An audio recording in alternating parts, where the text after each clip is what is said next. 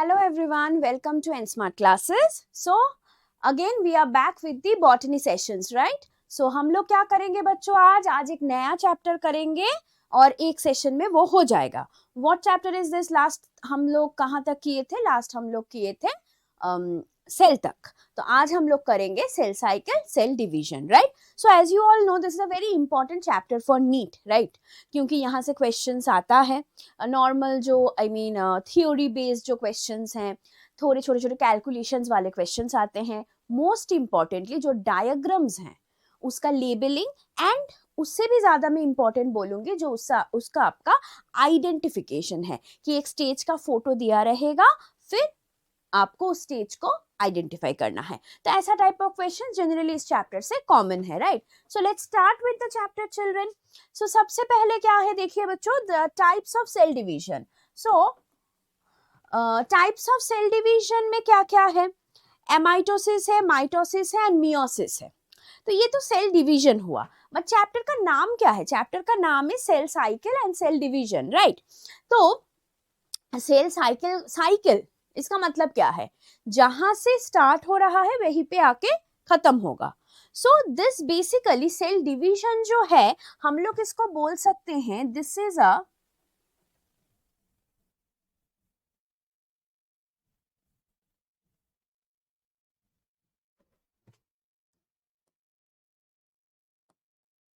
Part of cell cycle. So मतलब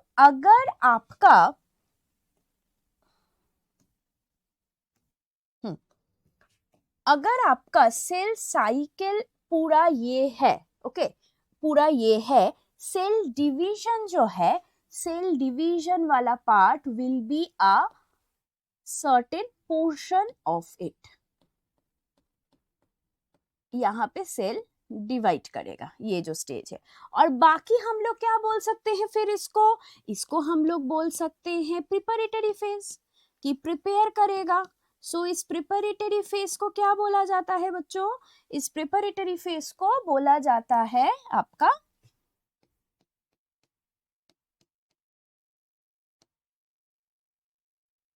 interface, right? सो और interface के बाद आपका आएगा सेल डिवीजन. तो हम लोग क्या कर रहे हैं? Mitotic division. जब मियोसिस होगा तब मियोसिस. तो फिलहाल के लिए will be first starting with mitotic division. So I have written mitotic division. तो ये जो है बच्चों ये बेसिक चीज है. अब इंटरफेज में भी इंडिविजुअल पार्ट्स होते हैं, वो हम लोग डिस्कस करेंगे. So for the time being let's see कि what are the different types of cell division. Types of cell division में आपका क्या आ रहा है बच्चों? Amitosis, mitosis and meiosis. तो एमाइटोसिस का मतलब क्या है? Amitosis is like a type of very simple type of cell division जो हम लोग कहाँ पे देख पाते हैं, जो ऑर्गेनिजम्स बाइनरी फिजन अंडरगो करते हैं. तो एमाइटोसिस का एक एग्जांपल आपका हो सकता है क्या? Binary fission. सो यहाँ पे बेसिकली क्या हो रहा है, आपका जो स्पिंडल फाइबर है वो नहीं बनता है. तो normally the cells just divide into two parts, duplication होता है, साइटोप्लाज्म का कंटेंट आपका बढ़ जाता है. ये तो आप लोगों को पता ही है, बाइनरी फिशन तो हम लोग बहुत जूनियर क्लासेस से कर रहे हैं. फिर इसके बाद आपका क्या है? माइटोसिस और मियोसिस. वो तो हम लोग डिटेल्स में करेंगे ही. तो चलिए आगे बढ़ते हैं. Phases of cell cycle and cell division ये जो है ये क्या है देखिए, सेल साइकिल में आपका इंटरफेज और माइटोसिस है. वही तो हम लोगों ने लास्ट स्लाइड में किया था कि यहाँ पे क्या है देखिए, पूरा जो है ये एक सेल साइकिल है, इसमें आपका सेल डिवीजन और आपका प्रिपरेटरी फेज है, राइट?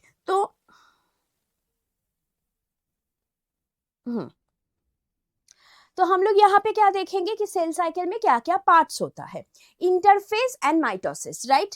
तो अब इंटरफेस को अगर हम लोग फर्दर डिवाइड करें बच्चों तो क्या आएगा? G1 phase, S phase and G2 phase, right? And mitosis को अगर क्लासिफाई करें वहां पे आपका रहेगा कैरियोकाइनेसिस एंड साइटोकाइनेसिस. ठीक है, तो कैरियोकाइनेसिस आपका क्या हो रहा है देखिए, कैरियोकाइनेसिस का मतलब क्या हो गया?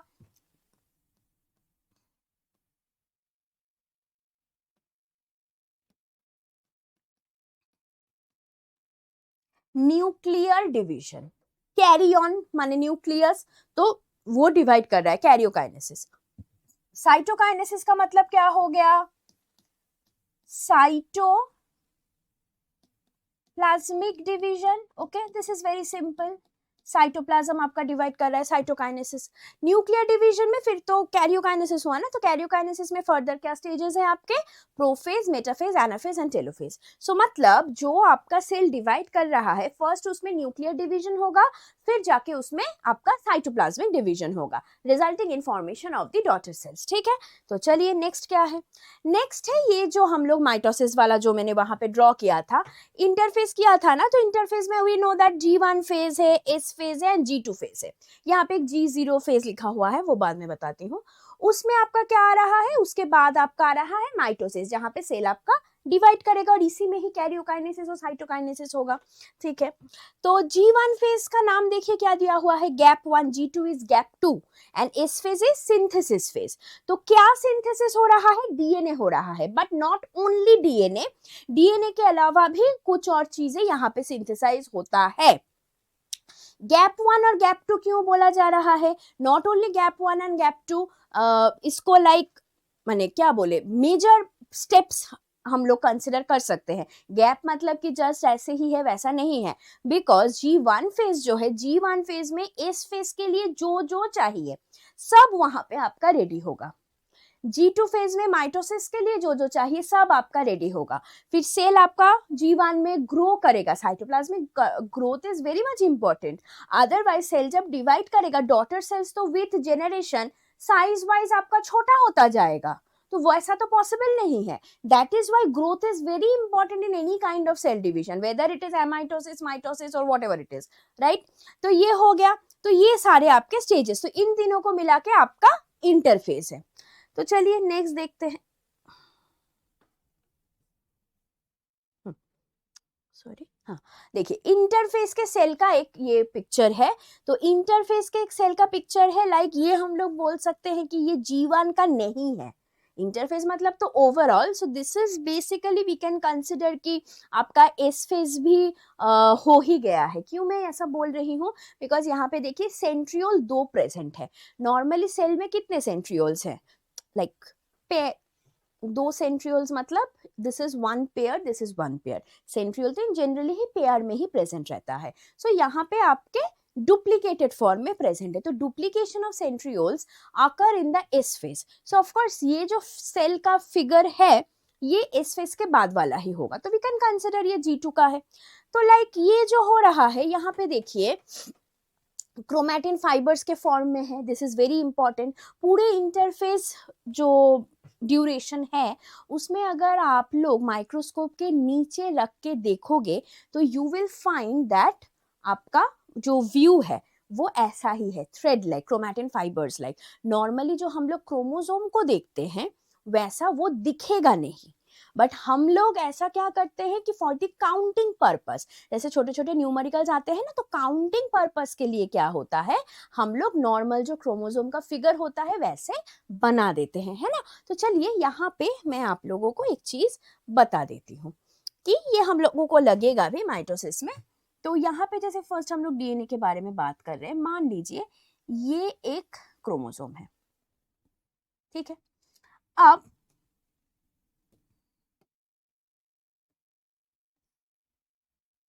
ये भी मैंने बनाया है, ठीक है ना। तो यू ऑल नो दोनों के बीच में डिफरेंस एंड सिमिलैरिटीज क्या है। Firstly both are one chromosome, मतलब ये भी आपका एक क्रोमोसोम है, ये भी आपका एक क्रोमोसोम है। अब ये क्यों एक क्रोमोसोम है, बिकॉज ये जो डुप्लीकेटेड फॉर्म है, तो डुप्लीकेटेड फॉर्म का मतलब क्या है, ये है आपका अनडुप्लीकेटेड फॉर्म ऑफ क्रोमोसोम की डुप्लीकेशन नहीं हुआ है।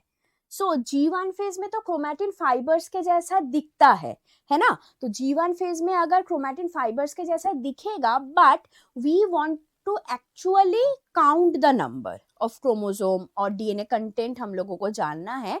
So for the sake of convenience we can consider the G1 phase chromatin fibres to be like this, मतलब अनडुप्लीकेटेड फॉर्म में, बिकॉज इस फेज में आपका डुप्लीकेशन होगा। तो ये गया, फिर ये जो हुआ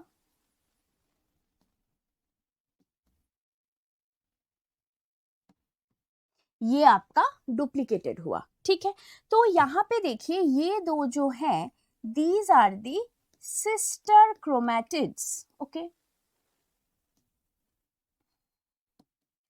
तो जैसे कि वन क्रोमोसोम हुआ, वैसे ही अगर क्रोमैटिड का नंबर हम लोग कंसिडर करें, this will be single chromatid, okay.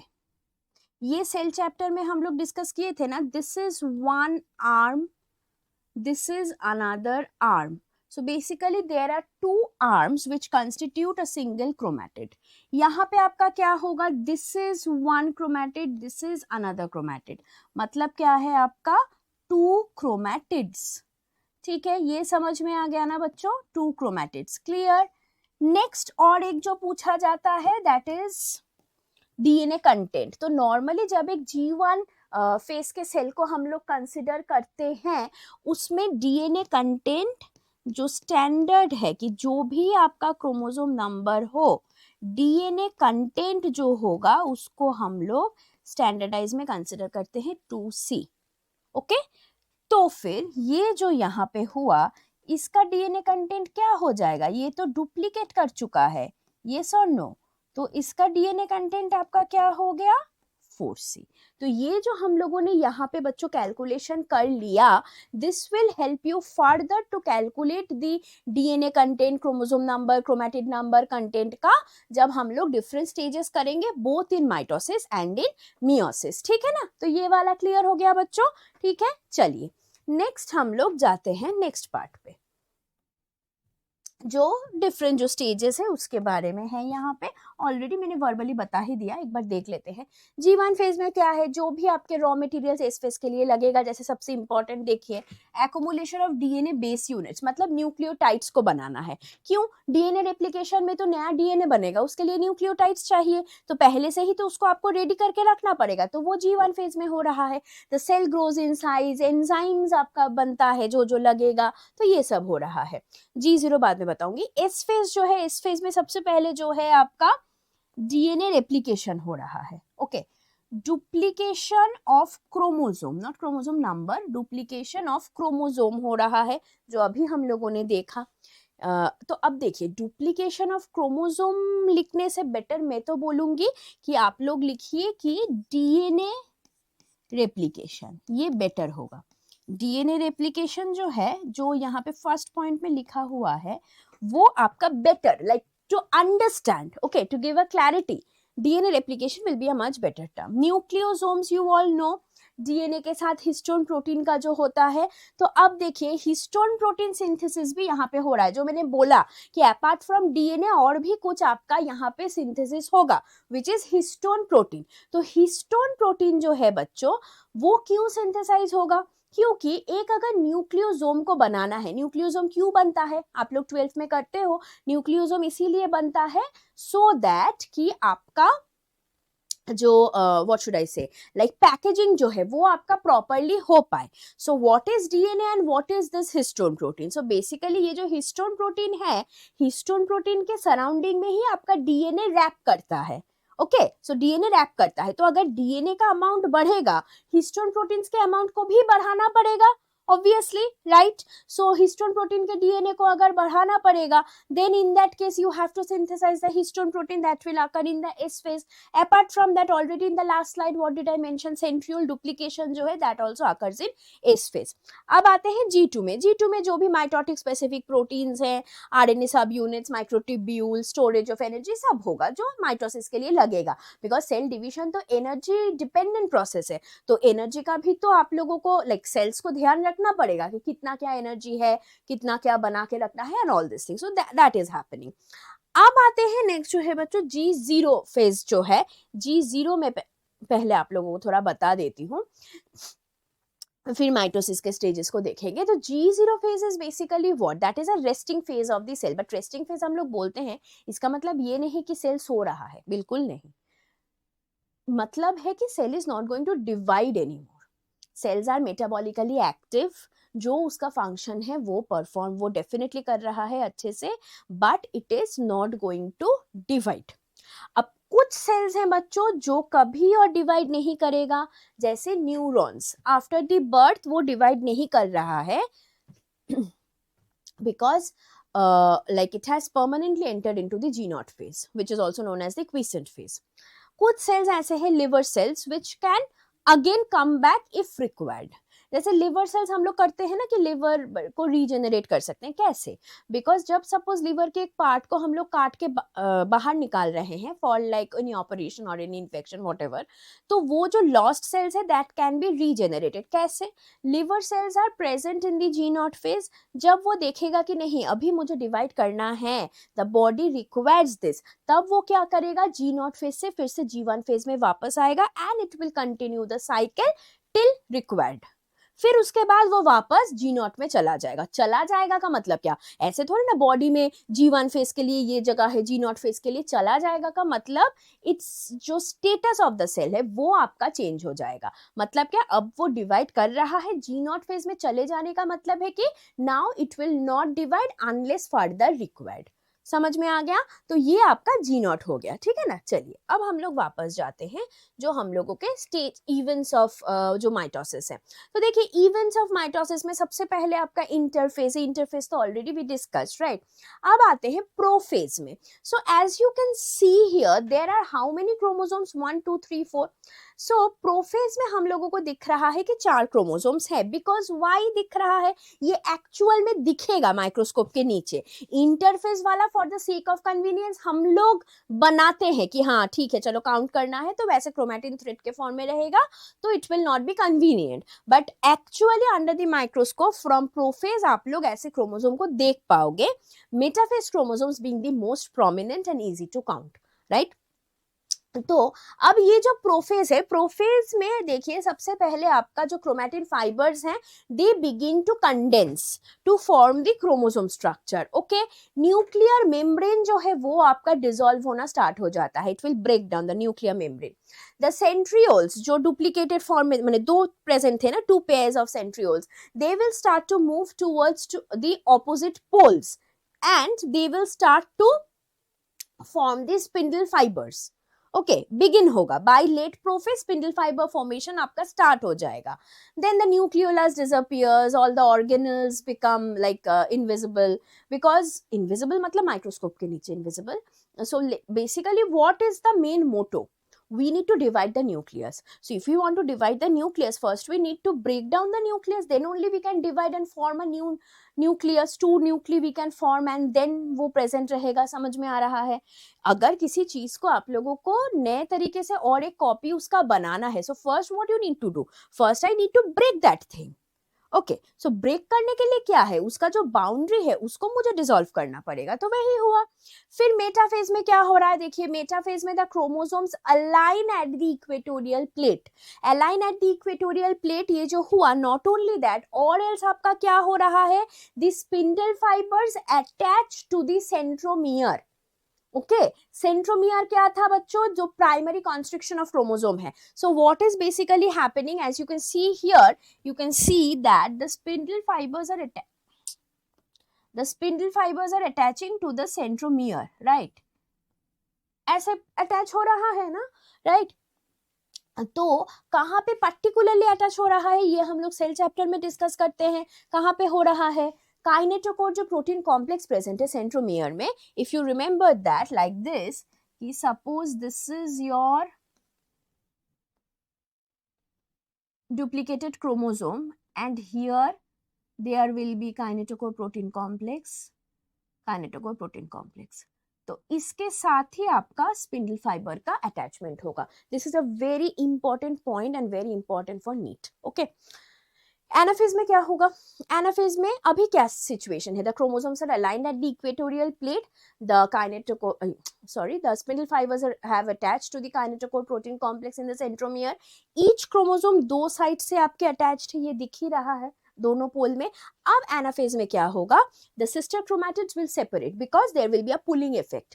जो आपके स्पिंडल फाइबर्स है they will pull them apart and the sister chromatids now termed as the daughter chromosomes will move apart towards the opposite pole, right?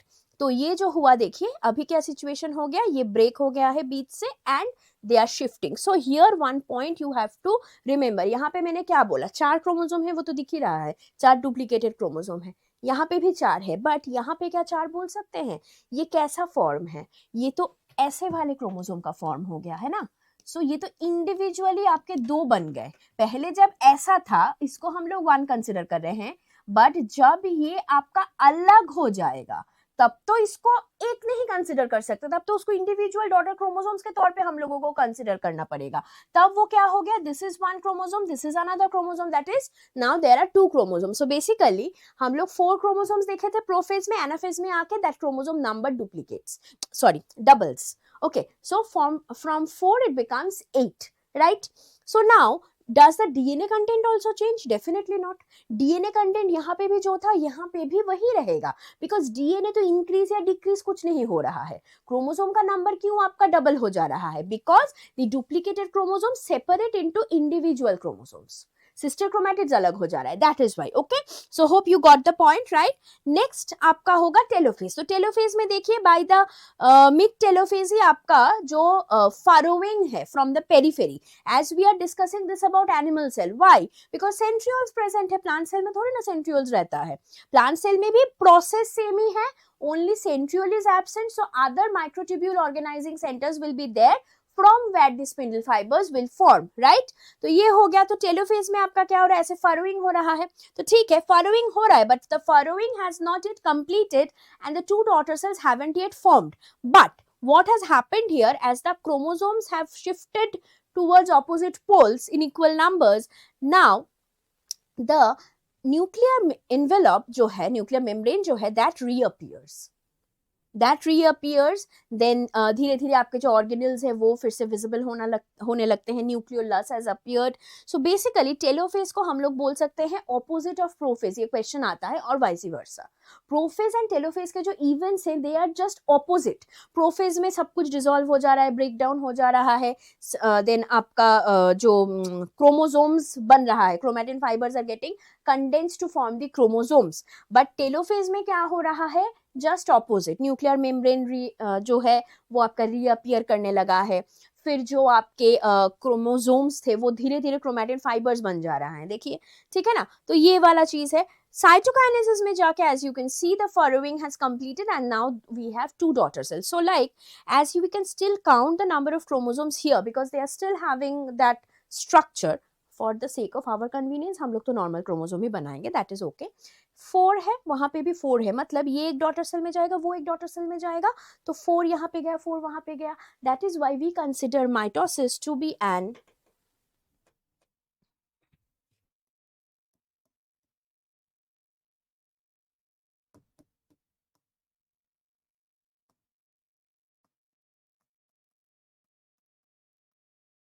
Equational division. Okay, mitosis को हम लोग equational division बोलते हैं because the number of chromosomes in the 2 daughter cells remain the same as that of the parent cell. हम लोगों ने 4 chromosome से start किया था, हम लोग जो 2 डॉटर सेल को बना रहे हैं वहां पे आपके 4 करके ही क्रोमोसोम्स है. क्लियर, समझ में आ गया. तो माइटोसिस के पूरे इवेंट्स हम लोग कर लिए. अब बाकी क्या रहा, जो साइटोकाइनेसिस वाला है. बिकॉज प्लांट और एनिमल में आपका अलग तरीके से होता है. कैसे? एनिमल में हम लोग क्या देख रहे हैं कि साइड से आपका ऐसे पेरिफेरी से आपका फरोइंग हो रहा है. एक कॉन्ट्रैक्टाइल रिंग बनता है which is made up of actin and myosin and they create this furrowing and ultimately ये टुवर्ड्स द सेंटर मूव करना कंटिन्यू करता है and the 2 cells will get separated. So ये जो है इसको हम लोग क्या बोलते हैं, सेंट्री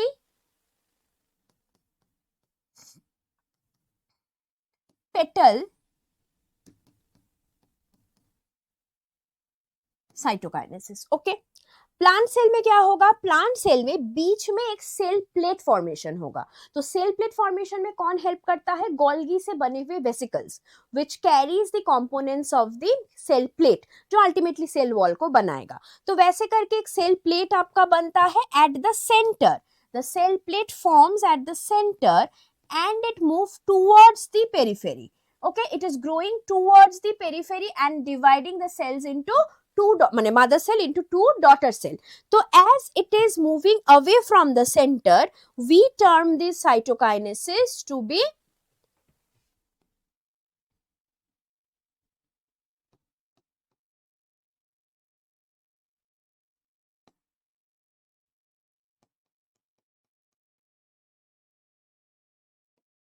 सेंट्रीफ्यूगल साइटोकाइनेसिस. समझ में आया? ये दो टर्म्स डेफिनेटली याद रखिएगा, बहुत इंपॉर्टेंट है. So with this we are completing the mitotic cell division. कौन सा स्टेज है? लास्ट जो देखेंगे G0 तो ऑलरेडी वी हैव कंप्लीटेड.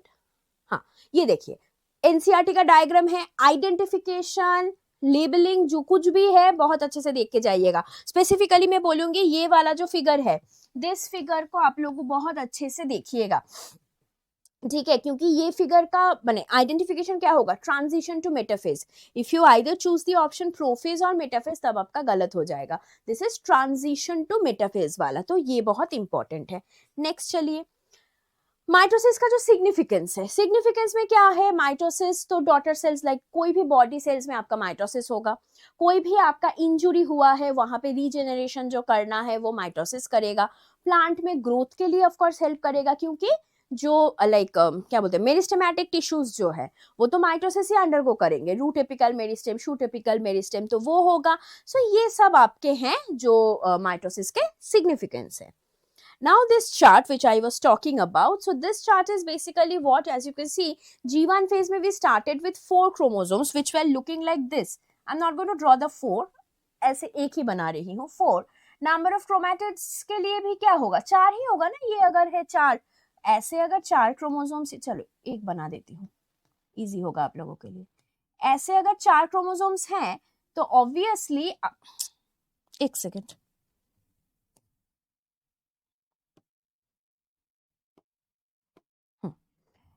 ऐसे अगर 4 क्रोमोसोम्स आपके हैं तो क्रोमैटिड कितना होगा? 4 ही ना होगा. ओके, और डीएनए कंटेंट मैंने क्या बोला है?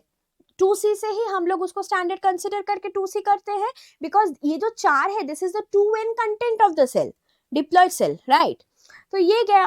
इस फेज जो है, इस फेज में ये आपका 4 ही रहेगा, बट उसका लुक ऐसा रहेगा. दो हम लोग माइक्रोस्कोप के नीचे नहीं देख पाएंगे, वो याद रखिएगा, क्योंकि ये इंटरफेज में चल रहा है. क्रोमैटिड का नंबर आपका डुप्लीकेट हो गया, सॉरी डबल हो गया, 8 हो गया. डीएनए कंटेंट ऑफ कोर्स आपका 4C हो जाएगा. फिर G2 में इसमें तो कोई चेंज नहीं आएगा, इसमें भी नहीं आएगा, इसमें भी नहीं आएगा, बिकॉज G2 में कोई भी क्रोमोसोम रिलेटेड चीज हो ही नहीं रहा है. फिर प्रोफेज में भी हम लोग जो देखे वहां पे कोई चेंज हो रहा था? 4 ही था, 4 ही है, डीएनए कंटेंट सेम है. मेटाफेज में भी सेम है. कब जाके आपका क्रोमोसोम नंबर डबल हुआ? एनाफेज में जाके देखिए. क्यों? ये जो 4 थे ये अब due to the pulling of the spindle fibres अलग अलग हो गए हैं सिस्टर क्रोमैटिड्स. ऐसे करके आपके 8 बन जाएंगे. Are you getting the point? 8 बन गए तो 8 मतलब आपका क्रोमैटिड भी 8 ही रहेगा, डीएनए कंटेंट 4C ही रहेगा, क्योंकि एक साथ में भी जो डीएनए कंटेंट है ये अलग होने से तो डीएनए कंटेंट हाफ नहीं हो जा रहा है पूरे सेल का. सेल में तो आपका एग्जैक्टली सेम ही रहता है, तो that will be 4C. So after that telophase में सेम ही रहेगा. आफ्टर साइटोकाइनेसिस आपका 4 in each daughter cell chromosome number, 4 in each daughter cell chromatid number, 2C in each daughter cell आपका डीएनए कंटेंट जो है. सो ये चार्ट बच्चों बहुत important है. इस चार्ट को आप लोग अच्छे से कीजिएगा. क्यों? देखिए छोटे छोटे क्वेश्चंस ऐसे आ ही सकते हैं कि अगर G1 फेज के एक सेल में 20 पिकोग्राम ऑफ डीएनए है, फिर एनाफेज के सेल में कितना रहेगा? डबल है ना, 4C है. तो ये चार्ट अगर आप लोग याद रखोगे, ऐसे type of questions with respect to DNA content and आपका क्रोमोसोम नंबर आप लोग इजीली आंसर कर पाओगे. ठीक है? सो ये आपका हो गया माइटोसिस. देखिए अब हम लोग स्टार्ट करेंगे मियोसिस. मियोसिस देखिए it's not like as simple as mitosis की ओनली 4 स्टेज है कैरियोकाइनेसिस के, उसके पहले इंटरफेज एंड उसके बाद में आपका साइटोकाइनेसिस. वैसा नहीं है, यहाँ पे हर एक स्टेज 2 बार होता है. Like you all know prophase 1, prophase 2, metaphase 1, metaphase 2, anaphase 1, anaphase 2, telophase 1, telophase 2, even cytokinesis भी आपका 2 बार ही होगा. now the point is ये जो आपका हो रहा है ये एनसीईआरटी का फिगर मैंने दिया है, तो एनसीईआरटी के फिगर के तो बहुत अच्छे से देखना ही पड़ेगा, वो मैंने ऑलरेडी बोल दिया है. बट चलिए हम लोग अलग से देख लेते हैं. बहुत ध्यान देके सुनिएगा, रेडी हो जाएगा मियोसिस। देखिए यहाँ पे भी ऑफ कोर्स आपका सबसे पहले क्या होगा, अगर मैं बोलूं सबसे पहले ऑफ कोर्स आपका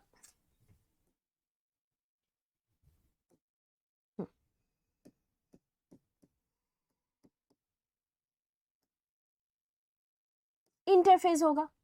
तो इंटरफेज में अगर हम लोग ब्रेक करें तो इंटरफेस को अगर मैं ब्रेक करूं वहां पे क्या होगा, G1 फेज होगा, उसके बाद आपका एस होगा, उसके बाद आपका G2 होगा, ऐसे करके सीक्वेंस में चलेगा। G2 के बाद आपका माइटोसिस में क्या हो रहा था, प्रोफेज, यहाँ पे भी प्रोफेज होगा बट उसमें प्रोफेज 1 होगा। ओके एंड ये जो प्रोफेज 1 है, प्रोफेज 1 में आपके 5 सब स्टेजेस हैं। इसका फिगर मैं आप लोगों को दिखाती हूँ, जस्ट अ मिनट, एक बार देख लीजिए तो समझ में आ जाएगा कि ये जो 5 स्टेजेस है, leptotene, zygotene, pachytene, diplotene and diakinesis. तो प्रोफेज 1 में आपका फर्दर क्या है, 5 स्टेजेस है, लेप्टोटिन,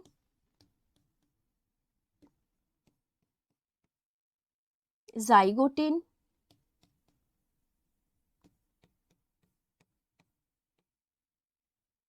पैकाइटिन, डिप्लोटिन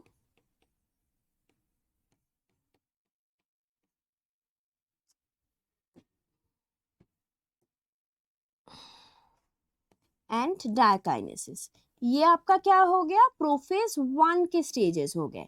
तो once the diakinesis is done, फिर से आपका क्या होगा, डायकाइनेसिस के बाद हम लोग क्या देखेंगे, इसके बाद आपका होगा मेटाफेज 1। ओके, मेटाफेज 1 के बाद आपका होगा एनाफेज 1, फिर इसके बाद आपका होगा टेलोफेज 1, देन आपका साइटोकाइनेसिस हो जाएगा, फर्स्ट राउंड वाला हुआ साइटोकाइनेसिस। इसके बाद आपका स्टार्ट होगा जो मियोसिस 2 है।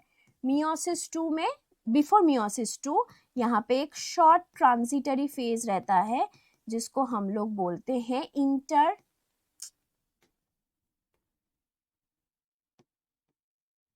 काइनेसिस। ओके, तो साइटोकाइनेसिस के बाद एक शॉर्ट आपका फेज रहेगा which is a transitory phase that is known as interkinesis. तो ये जो इंटरकाइनेसिस हुआ बच्चों, इंटरकाइनेसिस के बाद आपका फिर से स्टार्ट होगा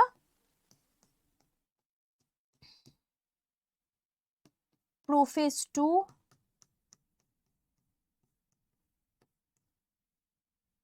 मेटाफेज 2,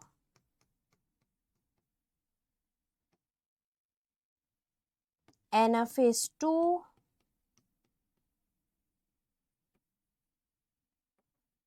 टेलोफेज 2, देन जो आपका फाइनल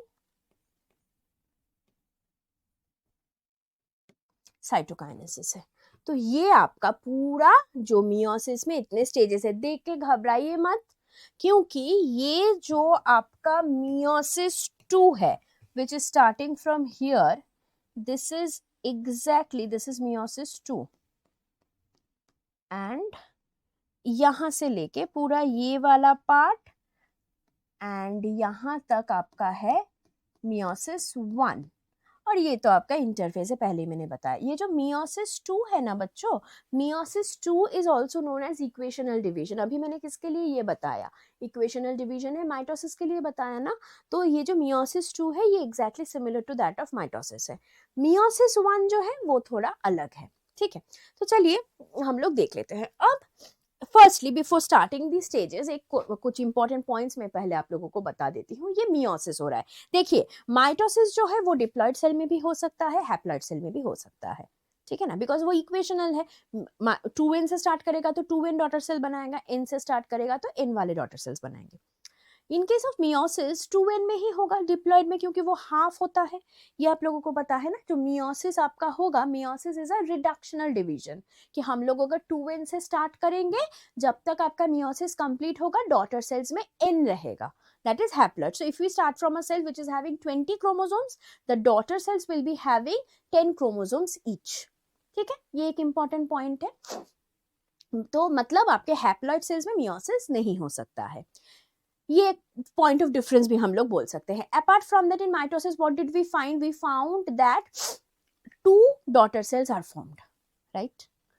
मियोसिस में हम लोग देखेंगे 4 डॉटर सेल्स बनते हैं, राइट। और भी कुछ कुछ लाइक फाइनर डिफरेंसेस है, वो मैं जब बताऊंगी तब डिस्कस करूंगे। सो चलिए देखते हैं। अब सबसे पहले देखिए यहाँ पे आपका इस फेज से स्टार्ट किया, मतलब G1 हुआ है, एस हुआ है, इसके बाद G2। तो देखिए ये जो मियोसिस होगा ये होगा गैमिट बनाने के लिए, गैमिट फॉर्मेशन। तो गैमिट बनाने के लिए होगा मतलब एक तो ये हम लोग बहुत बार कर चुके हैं sex determination system in humans, कि हर एक जो पेयर ऑफ क्रोमोसोम्स है, we have 23 pairs of chromosomes. So whatever organism we consider, वो तो डिप्लॉयड ऑर्गेनिज्म में ये होगा, ये तो बोल ही दिए हैं। तो डिप्लॉयड ऑर्गेनिज्म में जब हो रहा है, all the chromosomes will be present in pair. So हम लोगों में जो पेयर में क्रोमोसोम्स प्रेजेंट है, वो पेयर को क्या बोला जाता है, होमोलोगस पेयर, राइट। तो होमोलोगस पेयर में एक क्रोमोसोम आता है फादर से, तो मतलब मेरे में क्रोमोसोम 1 का जो पेयर है उसमें एक क्रोमोसोम 1 का माने एक क्रोमोसोम 1 का जो पार्टनर है, लाइक आई मीन टू से दिस वन, कि मान लीजिए यहां पे बहुत ध्यान से आप लोग सुन लीजिए तो एकदम क्लियर हो जाएगा। मान लीजिए ये मेरा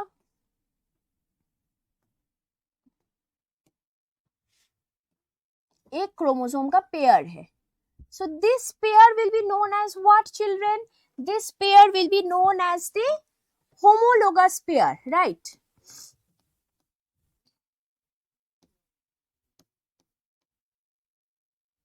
तो ये जो होमोलोगस पेयर मेरे में है, क्रोमोसोम 1 का हो, 2 का हो, वट एवर इट इज, तो उसमें से एक जो होगा वो होगा पैटर्नल, कि मुझे फादर से मिला है, एक होगा आपका मैटर्नल जो मदर से मिला है, ठीक है। तो ये दो एक साथ आके होमोलोगस पेयर बना रहे हैं। मतलब क्या, फादर में जो गैमेट्स बन रहा है उसमें ये ग्रे क्रोमोसोम है, क्रोमोसोम 1 के तौर पे, पेयर में तो नहीं रहेगा। मदर में जो आपका क्रोमोसोम 1 पेयर से, उनके क्रोमोसोम 1 के पेयर से जो एक आया वो ग्रीन वाला है। Now when the fathers and the mothers gamete will fuse together, the chromosome 1 will come together. Male gamete में जो क्रोमोसोम 1 का एक है वो आएगा, फीमेल गैमेट पे क्रोमोसोम 1 का जो एक है वो आएगा, एक साथ आके ये पेयर बनाएगा, homologous pair, where in the zygote. उसी जाइगोट से तो हम लोग बन रहे हैं, राइट। Hope it's clear. तो मियोसिस का पर्पस क्या है, मियोसिस का पर्पस है कि गैमेट बनाना, वो किसी भी डिप्लॉयड ऑर्गेनिज्म में हो तो हर एक पेयर से एक एक करके गैमेट में लाना है। सो ऑब्वियसली हर एक पेयर से अगर एक एक करके लाएगा the chromosome number will be reduce to half.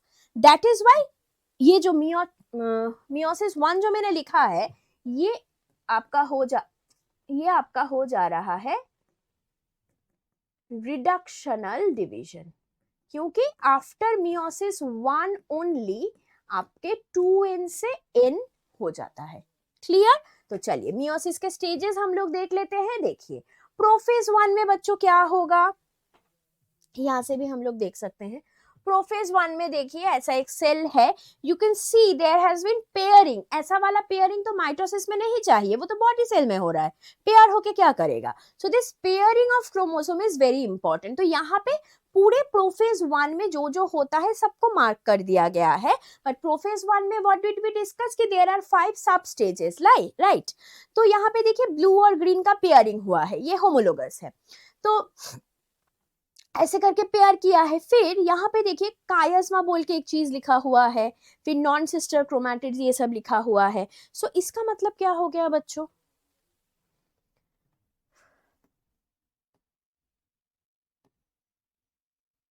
ये है और ये है, ध्यान से सुन लीजिएगा, ठीक है। तो इसमें बच्चों this two are the sister chromatids, ये हम लोग सेल चैप्टर में भी किए थे, sister chromatids, even this two. नाउ ये दो जो है this one and this one, मान लीजिए this will be your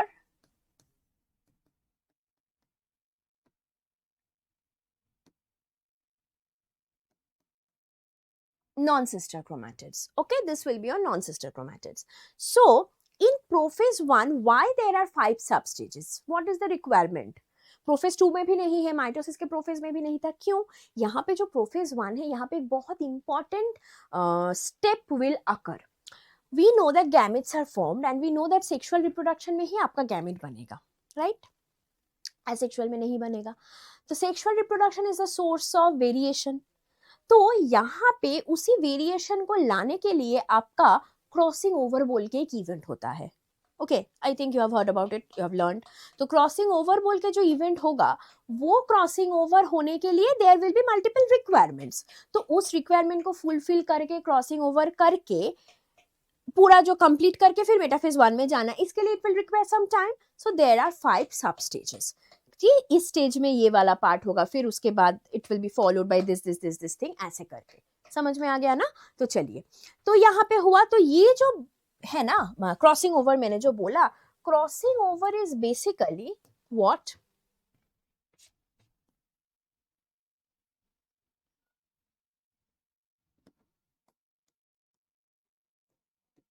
crossing over is basically exchange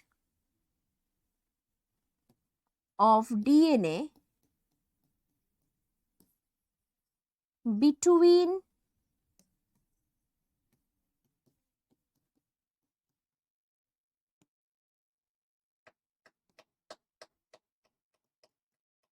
non sister chromatids. मतलब मान लीजिए कि ये आपका एक नॉन सिस्टर क्रोमैटिड और ये दोनों नॉन सिस्टर क्रोमैटिड्स हैं. इनके बीच में अगर आपका एक्सचेंज ऑफ मटेरियल होगा, मतलब ये जो ग्रे वाला पार्ट है और ये जो आपका ग्रीन वाला पार्ट है, बहुत ध्यान से सुन लीजिएगा तो क्लियर हो जाएगा. तो एक्सचेंज का मतलब क्या हो गया बच्चों? एक्सचेंज का मतलब हो गया कि अभी ये जो है सिचुएशन, यहां पे आपका ग्रीन पार्ट आ गया है. कहां से आया? यहां से ग्रीन पार्ट आ गया है. और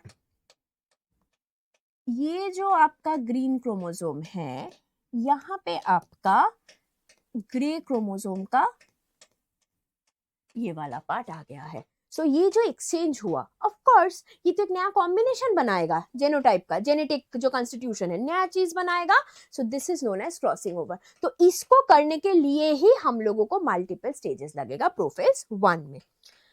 देखिए लिप्टोटिन में क्या हो रहा है? प्रोफेज है तो जनरल जो प्रोफेज के स्टेप्स है वो तो होगा ही. लाइक आपका जो न्यूक्लियर एनवेलप है वो आपका डिसॉल्व कर जाएगा, न्यूक्लियोलस डिसॉल्व कर जाएगा. फिर आपका जो सेंट्रियोल्स है, they will start to move towards the opposite poles, because वो भी तो इस फेज में आपका डुप्लीकेट कर चुका है. Now again the chromatin fibres will begin to condense and form chromosome, वैसा करके. तो prophase begins, chromosome start to condense, right? तो ऐसे करके हो रहा है. फिर साइनेप्सिस. साइनेप्सिस का मतलब क्या है? दो के बीच में जब आपका एक्सचेंज होगा, दोनों को तो एक साथ आके रहना पड़ेगा, एक साथ, है ना? सो वो जो एक साथ आए, होमोलोगस पेयरिंग हुआ, उसको एक साथ रखने के लिए there is a complex known as the synaptonymal complex made up of multiple proteins, different molecules.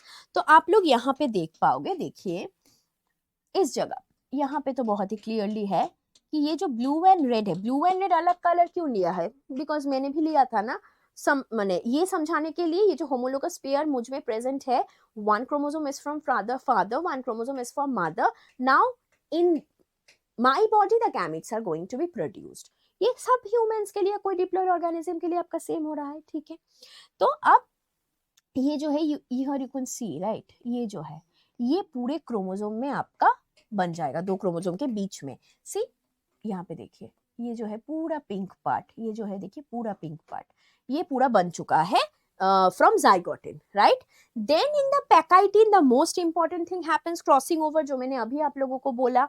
So crossing over में आपका क्या हो गया? If you remember, ऐसे करके आपका एक्सचेंज हो गया, है ना?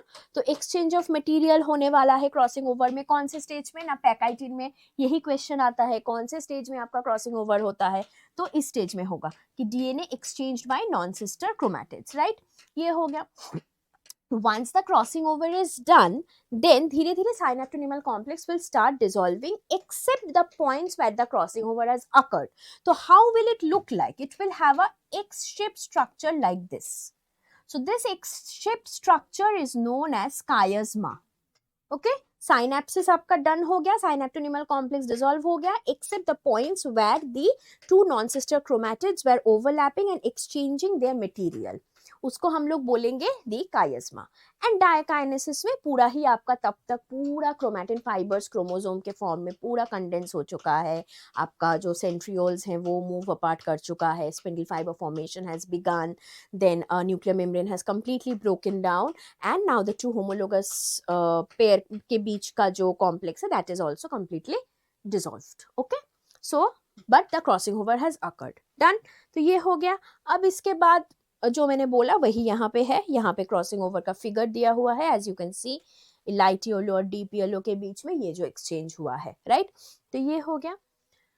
अब आते हैं मेटाफेज में. मेटाफेज में देखिए, मेटाफेज जो माइटोसिस में होता है और मेटाफेज 1 जो है, दोनों में एक बहुत इंपॉर्टेंट डिफरेंस है. मेटाफेज में हम लोगों ने क्या देखा था कि chromosomes are aligning at the equatorial plate. Okay, but यहाँ पे जो आपका हो रहा है, यहाँ पे क्या हो रहा है कि दो क्रोमोसोम जो आपका है, दो क्रोमोसोम या 4 क्रोमोसोम वो एक साथ अलाइन नहीं होगा.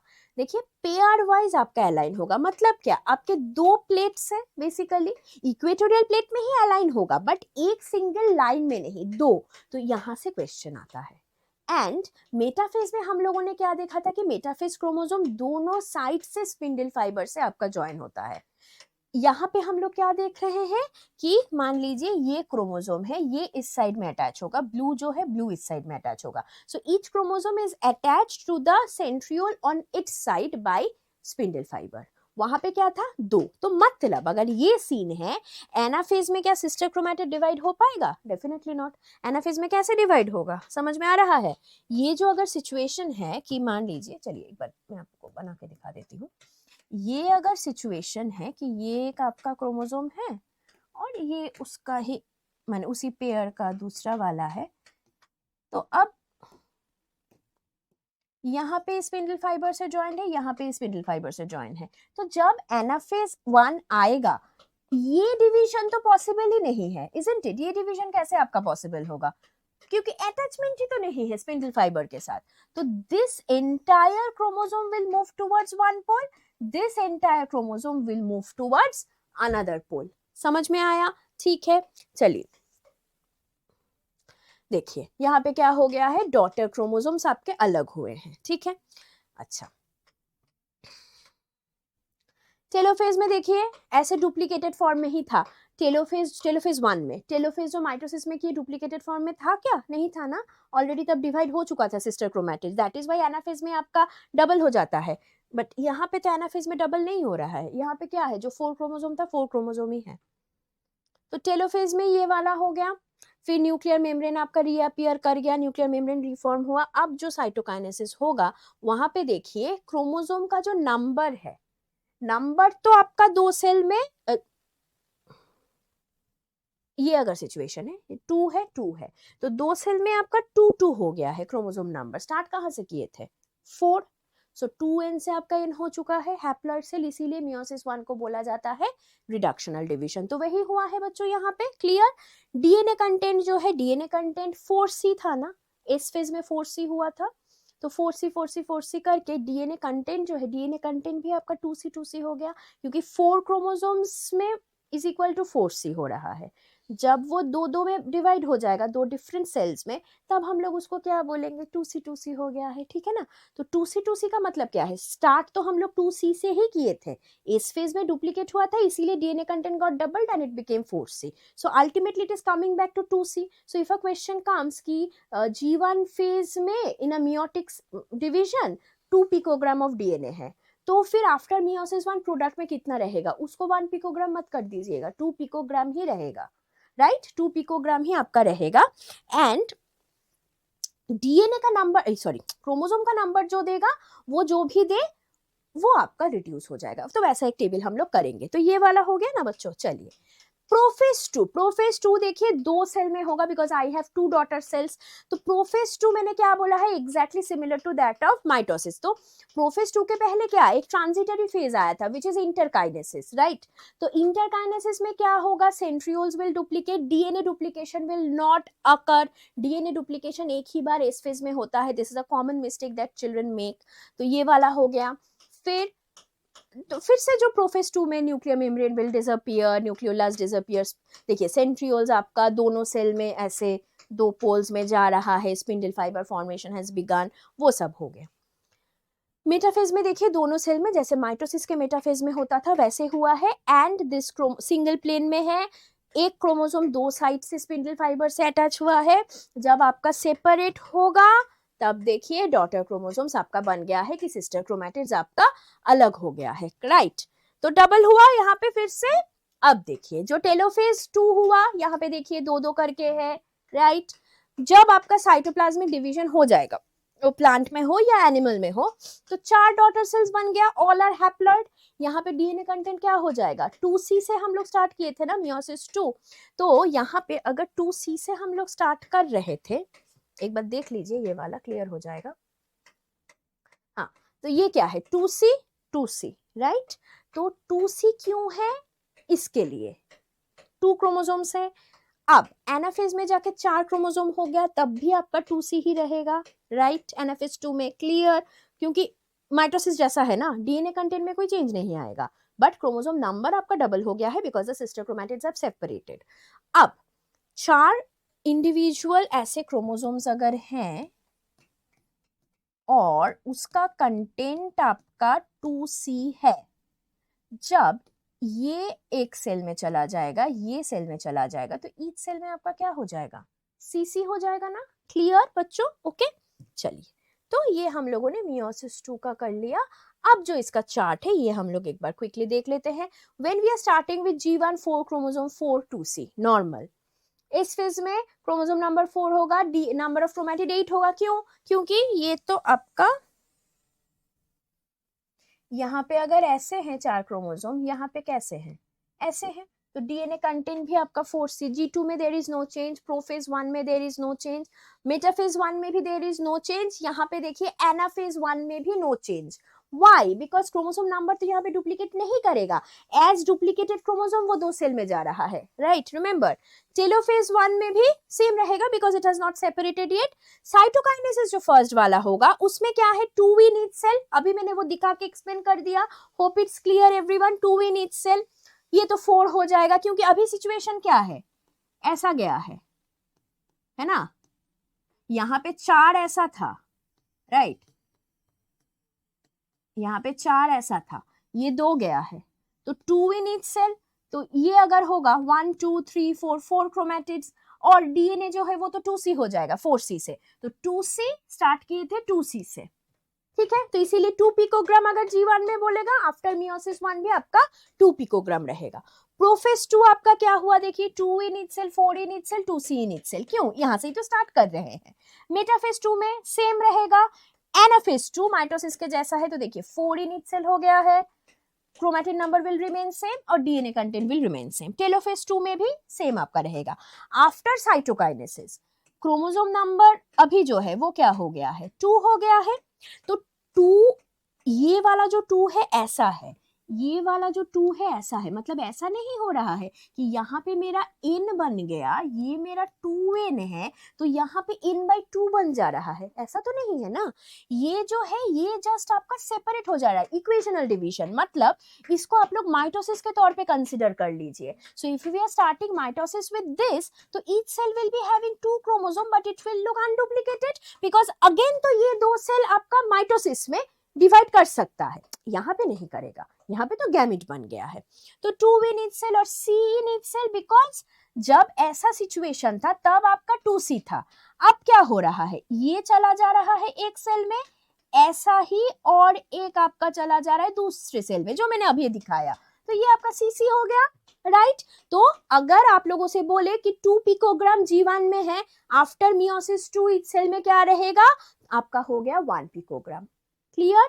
तो ये आपका मियोसिस वाला टेबल है, बहुत इंपॉर्टेंट है, क्वेश्चन सॉल्व करने के लिए बहुत काम आएगा।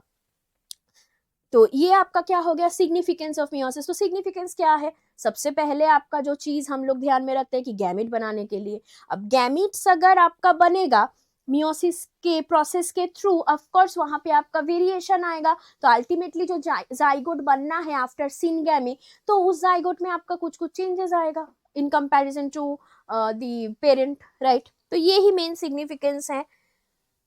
तो चलिए कुछ एक दो क्वेश्चंस कर लेते हैं, फिर आज का सेशन हो जाएगा। सो होप ये जो सेशन हम लोगों ने किया आप लोगों के लिए ये हेल्पफुल होगा, because like this chapter is very important. हम लोग जितना सभी कुछ ऑलमोस्ट हम लोग कंप्लीट किए हैं, इवन कैलकुलेशन वाला पार्ट भी हम लोग कंप्लीट किए हैं, राइट। तो ये बहुत एक क्विक रिविजन के लिए अच्छा रहेगा, है ना। चलिए, what is the main function of spindle fibre during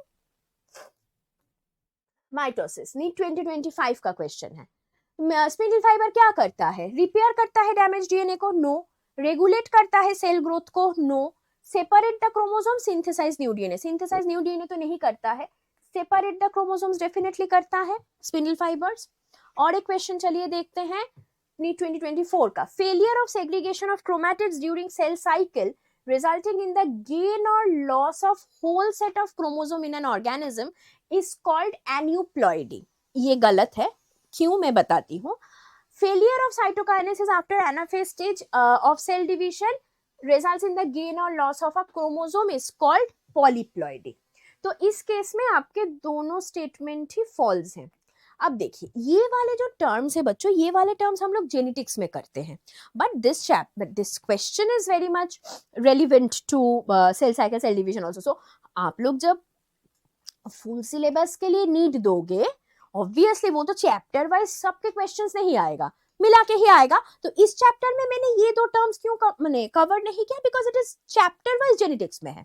फिर भी क्वेश्चन जब मैंने दिया है, थोड़ा मैं आप लोगों को समझा देती हूँ। क्रोमैटिड्स आपका सेपरेट नहीं हो रहा है, मान लीजिए, तो क्या बोल रहा है, रिजल्टिंग इन द गेन और loss of whole set of chromosome in an organism. वैसा नहीं होता है, एन्यूप्लॉइडी में इंडिविजुअल क्रोमोसोम का गेन या लॉस होता है, तो ये आपका गलत हो गया, individual chromosome not set of chromosome. Polyploidy जो है, अगर एनाफेज के बाद आपका प्रॉपर्ली साइटोकाइनेसिस नहीं होता है, पॉलीप्लॉइड बन जाएगा, है ना, उसमें आपके in the form of like set होगा, and in case of polyploidy आपका गेन होगा, लॉस नहीं होगा। सो दोनों स्टेटमेंट आपका इनकरेक्ट हो गया, राइट।